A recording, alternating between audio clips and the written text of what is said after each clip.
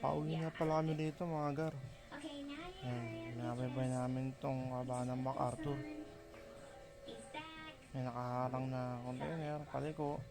Yan, bali naka-timelapse pala ako rito.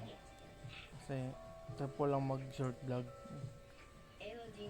Sobrang ganda ng takbo namin dito mga gar. Manayag. Medyo traffic lang pero all goods naman. Yan. Chill lang. Chill lang banda dito. Yan. Doon. Lumiko nga pala si Honda. Pero okay lang yun. Siyempre chill lang tayo eh.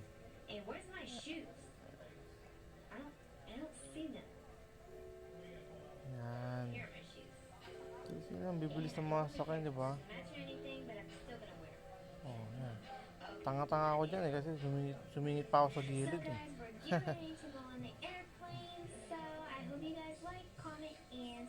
Yan. Ito pa nga, inulit ko pang audio yun. O, diba? Another katangahan ulit mga gara. Yan. Okay lang yun. Tanga naman talaga eh. So yun na nga mga ugar, no? Ito muna saglit. Yan. Ang binabayabay ko ito, lagi ako dito kasi pumipesto. Kasi siyempre, dito kasi sa bike lane, pwede na motor. Allowed din yan. Ito, yan. Bigla na lang talaga. Yan. Pinagpipilitan niya talaga, gara. Yan, pil na pil niya po. Sarap siya. Dito tinututo ko na kasi pag may bumaba, hindi yan makakaba para mabante lang siya ng mabante. Yan. Inilawan ko na rito. Talagang medyo makapalan talaga yung pagmumukha niya. Diba? Isipin mo, diba? Traffic na eh. Lalo siyang nagpa-traffic pa. Pero okay lang yun. Ganun talaga buhay. Medyo short.